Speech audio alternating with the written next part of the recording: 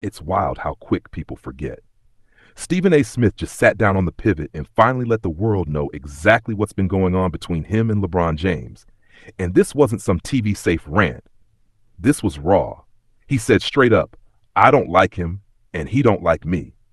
But here's the part that got everybody talking, because this beef ain't about basketball anymore.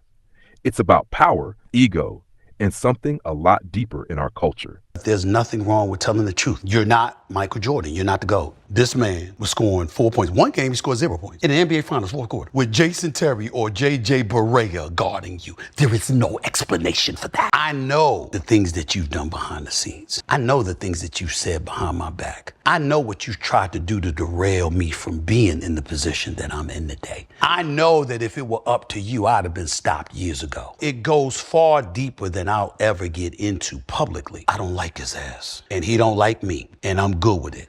Like, you bring up LeBron. You ever see LeBron guard a white boy? LeBron was wrong, and he will forever be wrong. This is Dream Basketball, where the game meets the culture. The views, opinions, and commentary expressed in this video are for entertainment and discussion purposes only. All footage, images, and audio used in this video fall under fair use for commentary, criticism, education, and news reporting under Section 107 of the Copyright Act. Viewers are encouraged to form their own opinions. This channel is about perspective, culture, and conversation, not accusation or defamation. Stephen A. says LeBron has been moving behind the scenes for years, trying to derail him, blocking his opportunities, talking behind his back, even trying to end his career. Think about that. Two of the most powerful black men in sports media and the NBA, and one feels the other tried to erase him. Stephen claims it started last season. That moment courtside in Boston when LeBron approached him, emotional, tight-jawed, and whatever was said there, that lit the fuse. I wouldn't use the word proud. I would tell you that I don't regret anything that I did in terms of handling the situation. I don't regret it now. And I would tell you my feelings haven't changed. I don't like him at all. He doesn't like me at all. I don't like talking about him because I think people think that I'm looking to talk about him. Like, LeBron's inside of Stephen A's head. If you don't ask me about him, I won't talk about him. You see what I'm saying? I got a job to do, and he will never interfere with my job. I'm going to be professional. This man is one, in my mind, the second greatest player to have ever played the game of basketball. He's a great ambassador for the game of basketball. He's an incredible role model. What he has done with himself, what he has done with his crew, it's beyond admirable, and he will always warrant the utmost respect. But everybody hasn't had the relationship that I've had. I'm in the media. I'm a commentator and pundit. I know the things that you've done behind the scenes. I know the things that you said behind my back. I know what you tried to do to derail me from being in the position that I'm in today. I know that if it were up to you, I'd have been stopped years ago. So it goes far deeper than I'll ever get into publicly. Knowing that, I still went on the air and was fair. And to me, the way he handled the situation, coming up to me, courtside, all right, fine, you're emotional, whatever. I don't know who's getting on you at home, and you might have felt compelled to do it. All right, fine. You on Saturday night in Boston, after that happens, you talking to RJ, Richard Jefferson, our colleague at ESPN. Good brother, your former teammate. Whispering in his ear, he said something about me as a father. I couldn't take that. Then LeBron went on Pat McAfee's show, ESPN's Golden Space, and took subtle shots right after Stephen A's segment aired. That's what really set him off, because to Stephen, that wasn't just beef, that was betrayal on his network, his turf. He said he'll never back down from LeBron again, ever. Said he's got receipts. That's serious talk. But when that man went on Pat McAfee's show, just to insult me, that was the final straw. Bob Iger knows it. Jimmy Pitaro knows it. Burke Magnus knows it. Bosses at ESPN. Dave Roberts knows it. Rich Paul knows it. I'm sure, even though I haven't spoken to him directly, Maverick Carter knows it. The closest that I've ever come to backing up in my life has evaporated. I won't take one back step when it comes to him in life ever again, because I've done my job. he took it personal and took it to another level. To come on ESPN just to insult me with a show that comes on after me, we know what you were doing. So my attitude is, fine.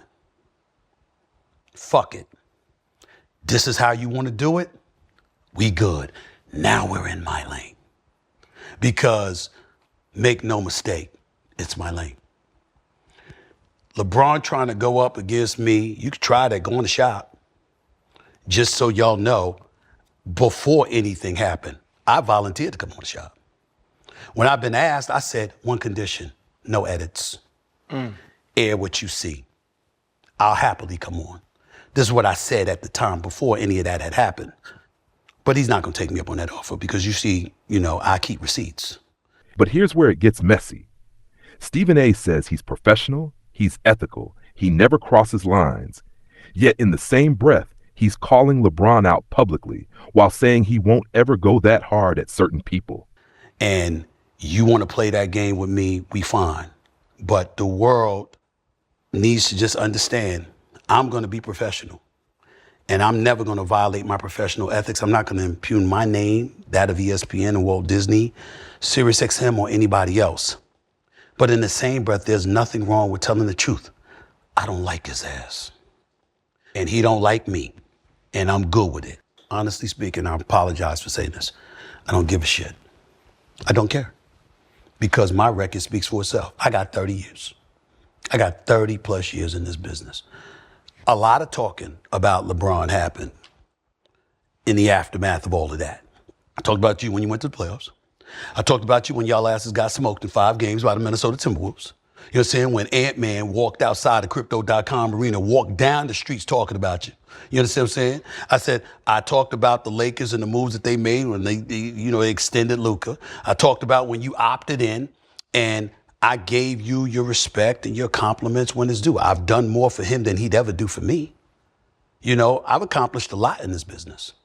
Okay? I'm a black man that's done it.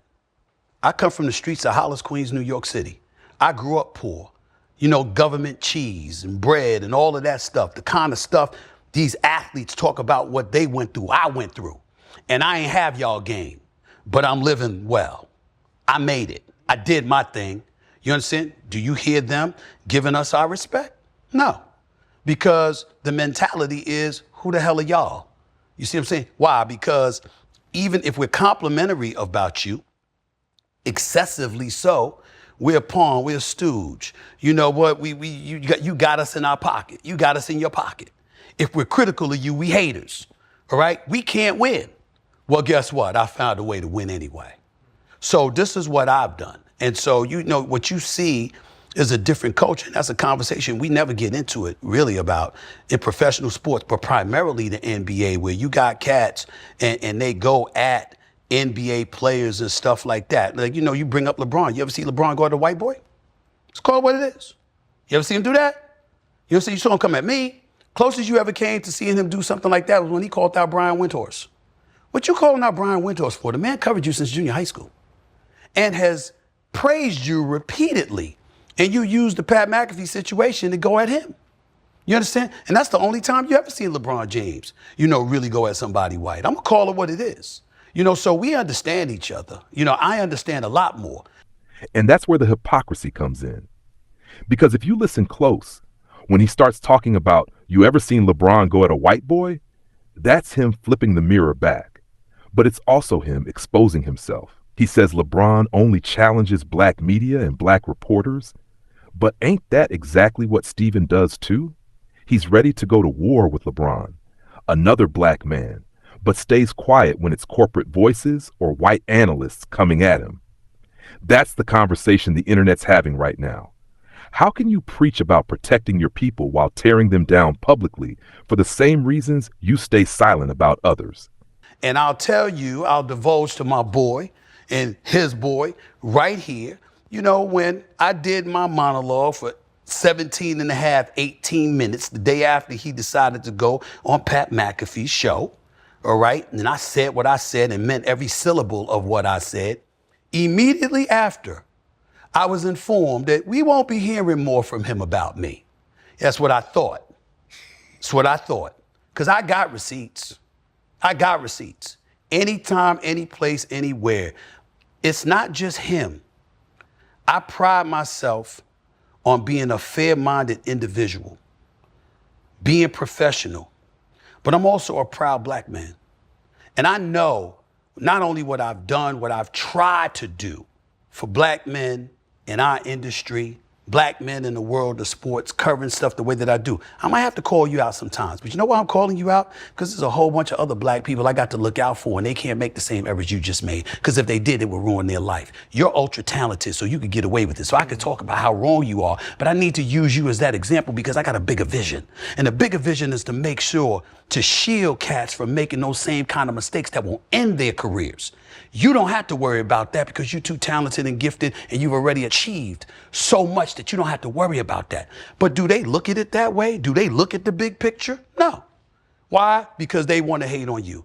I've been in this business for over 30 years. There is not a single athlete, a single executive, a single owner. There is no one associated with sports that could tell you they came up to me and said they want to talk to me.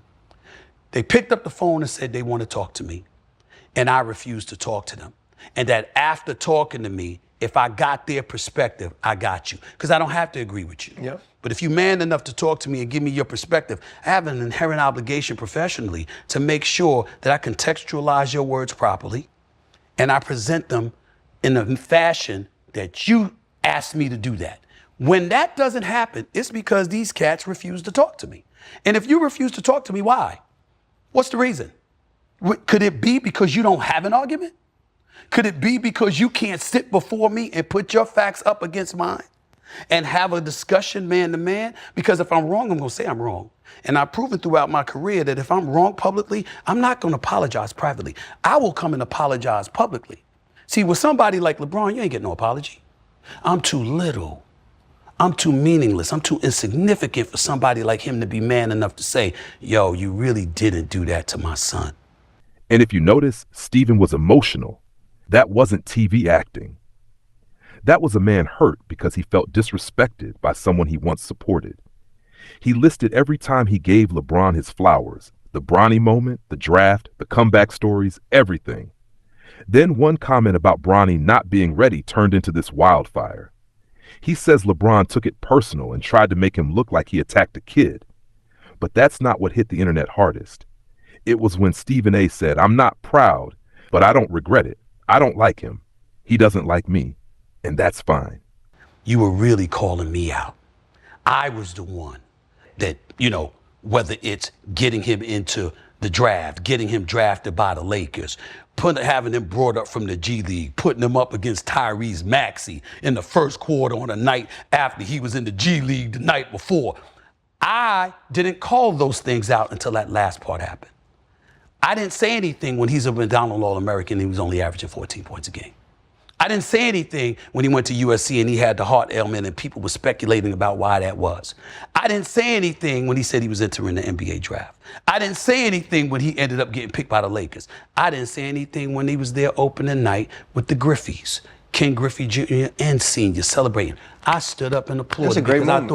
I thought it was a great moment. And most importantly, I thought LeBron James deserved it because he did so much for the league. I said the league owes him this.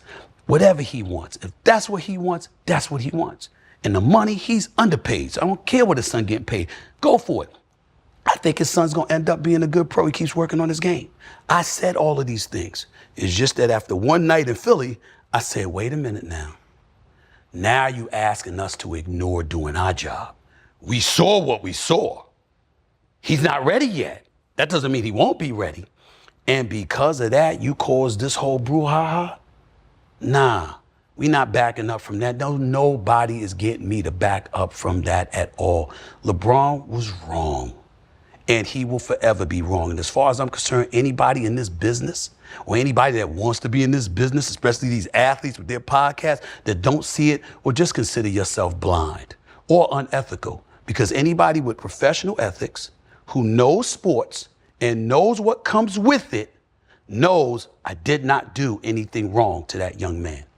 But to paint me as somebody that would attack a child just because I dislike you, it's low. That's not sports talk. That's real emotion.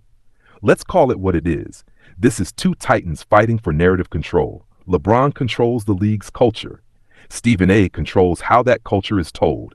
And right now, both men think the other one's been pulling strings behind closed doors. That's power politics, not basketball. It's low, and that's what it is, and that's where it's going to stay. And the only reason I said it is because you asked me, and it's because of how I feel, and I'm not going to change. And if he don't say nothing, I'm not going to say anything. I'm just going to do my job. If there's another confrontation, I assure you I'll be better ready and better prepared this time. But there's another layer. Steven spent a whole minute comparing LeBron to Jordan. He flat out said LeBron will never be the GOAT. Jordan didn't join super teams. Jordan didn't choke in the finals. Jordan didn't need D-Wade, Bosh, or Kyrie. And when Steven said it, it wasn't just analysis, it was payback.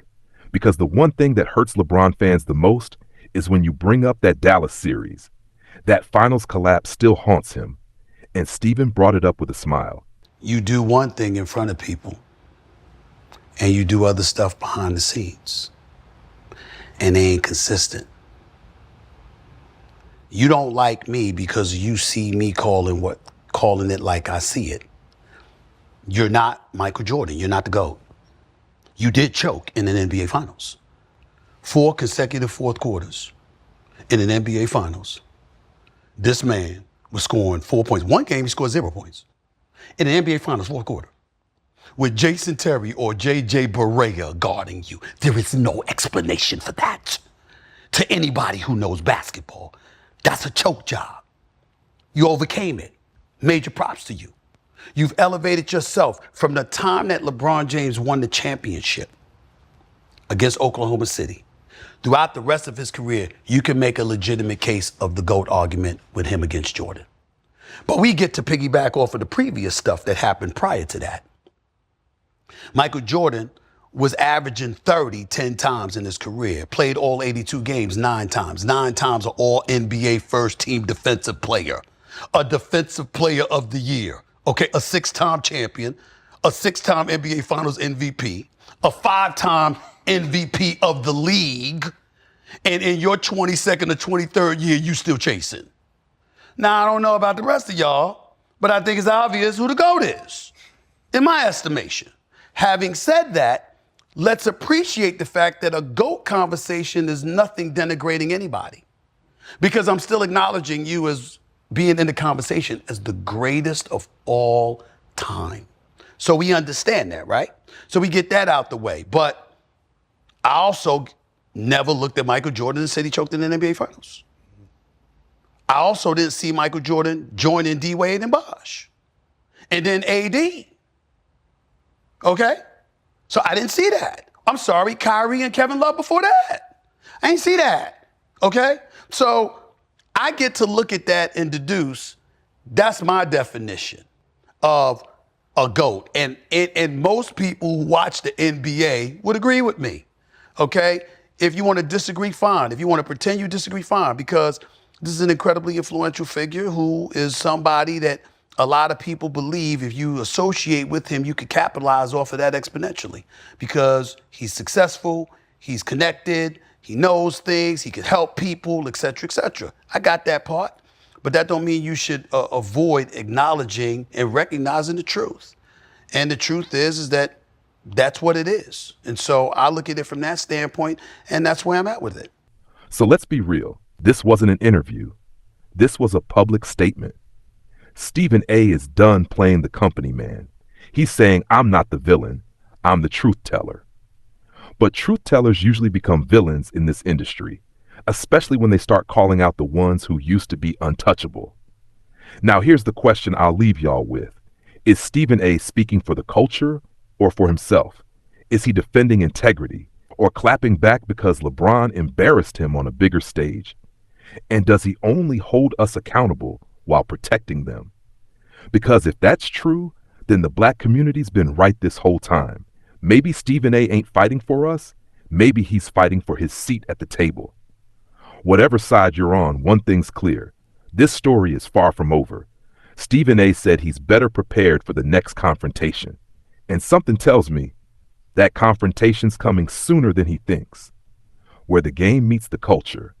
This is Dream Basketball. Like, comment, and subscribe if you're locked in with the movement.